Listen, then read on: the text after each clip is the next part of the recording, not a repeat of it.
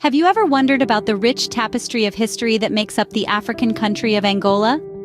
Nestled on the southwest coast of Africa, Angola is a nation of dramatic landscapes, from the arid coastal lowland to the verdant heights of the Central Plateau and the sprawling savanna in the east. These diverse terrains have played host to a vibrant and complex history that is as varied as the landscape itself. Let's delve into the enigma that is Angola's past, a history that remains shrouded in mystery and allure. The earliest known history of this fascinating land can be traced back to ancient tribal kingdoms, and their establishment was largely influenced by the significant Bantu migrations. The Bantu people, originally from what is now Nigeria and Cameroon, began to migrate southwards and eastwards around 2,000 years ago. They brought with them new technologies, such as ironworking and farming, which dramatically transformed the societies they encountered. As the Bantu people moved, they interacted with the indigenous San people, resulting in an intricate tapestry of cultural and linguistic diversity. Among the Bantu migrants, powerful kingdoms began to emerge. The most notable of these were the Kingdom of Congo in the north and the Kingdom of Ndongo in the Central Highlands. These kingdoms were characterized by complex political structures, economic systems, and rich cultural traditions. They were societies that thrived on trade and diplomacy, with networks extending across vast regions of Africa. But the story of Angola is not just one of kingdoms and migrations. It's also a story of resilience and transformation, of societies adapting to changing environments and circumstances. The Bantu migrations and the rise of tribal kingdoms laid the foundational stones of what would become modern Angola. So, the beginnings of Angola's history are rooted in the ancient tribal kingdoms, shaped by the movements of the Bantu people. As we journey further into Angola's past, we'll discover how this remarkable history has shaped the nation we know today, a nation of resilience, diversity, and enduring cultural richness. But what happened when Europeans set foot in Angola for the first time? It was the tail end of the 15th century when the Portuguese explorers led by Diogo Cao arrived on Angolan shores. This marked the beginning of a new era in Angola's history, an era of radical change that would reverberate through the centuries. The Portuguese arrival was not met with open arms. The native people, who had been living in harmony with their land, suddenly found themselves facing an alien culture with advanced weaponry and ambitions that extended beyond the horizon. The initial encounters were fraught with tension and fear, and soon, the Portuguese began to exert their influence, reshaping the cultural and socio-political landscape of Angola. In 1576, the Portuguese established Luanda, the city now known as Angola's capital. Luanda became the center of Portuguese power in the region, a beacon of European influence in a land that had, until then, been untouched by the outside world. From this stronghold, the Portuguese expanded their control, establishing colonies and trading posts along the coast and further inland. But the arrival of the Portuguese brought more than just architectural marvels and new political structures. It also marked the beginning of the transatlantic slave trade.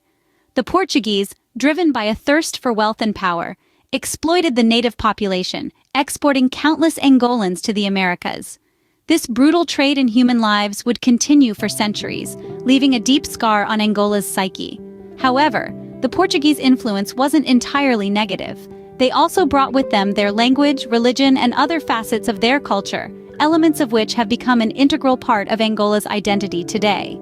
But these contributions came at a great cost, with the native population often forced to abandon their traditions and customs. Thus, the Portuguese arrival marked a significant turning point in Angola's history, setting the stage for centuries of European influence. The echoes of this era can still be felt today, as Angola continues to grapple with its complex past while looking ahead to a future of its own making.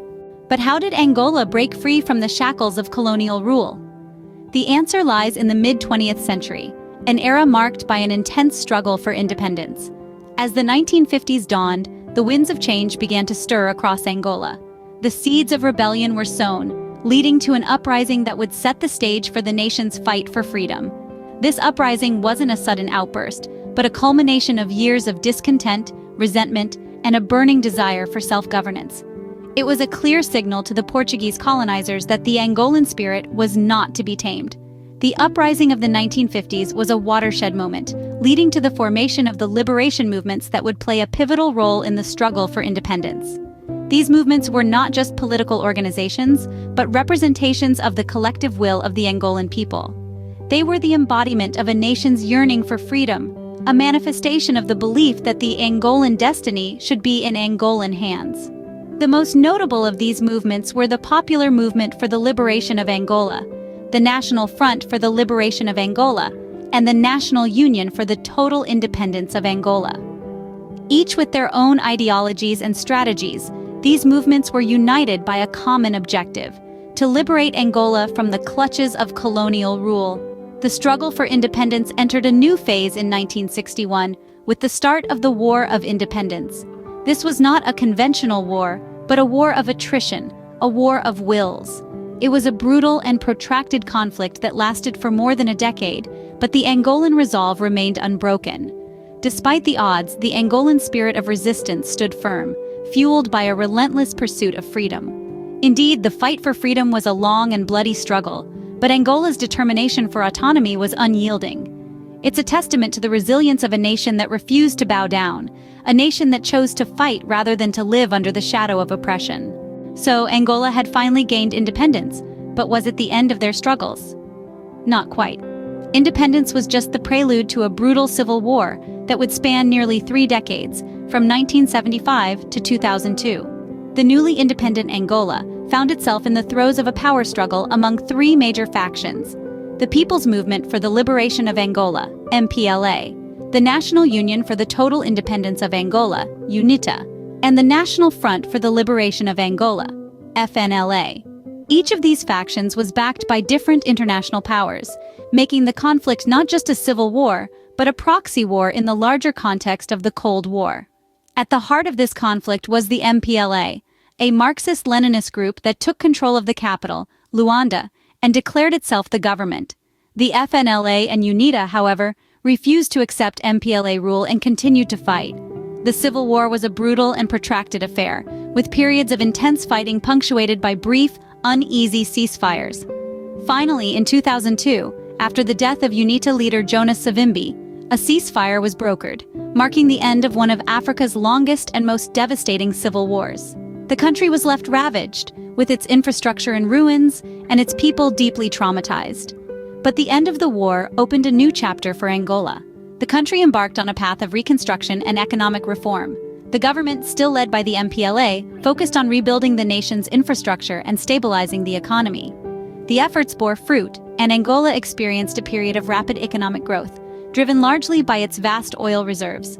The country was transformed from a war-torn nation into one of Africa's largest economies.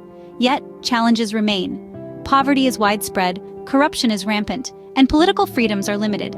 But Angola continues to stride forward, driven by a resilient spirit and a desire for progress. Thus, despite the scars of war, Angola has emerged as a resilient nation, striving for progress and stability. So, what does the future look like for Angola? As we stand on the precipice of tomorrow, Angola, a nation steeped in a rich tapestry of history and culture, is poised to stride towards its future.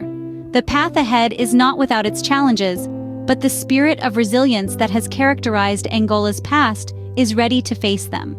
In the political sphere, Angola is navigating the waters of democracy. After a prolonged period of civil unrest, the nation's political landscape is undergoing a transformation. The quest for a more representative and transparent government is a journey that demands time and effort. But the Angolan people are committed to this cause, displaying an unwavering determination to foster an environment of political stability and social equality. Economically, Angola has seen significant changes in recent years. The nation, once heavily dependent on oil revenues, is now looking to diversify its economy.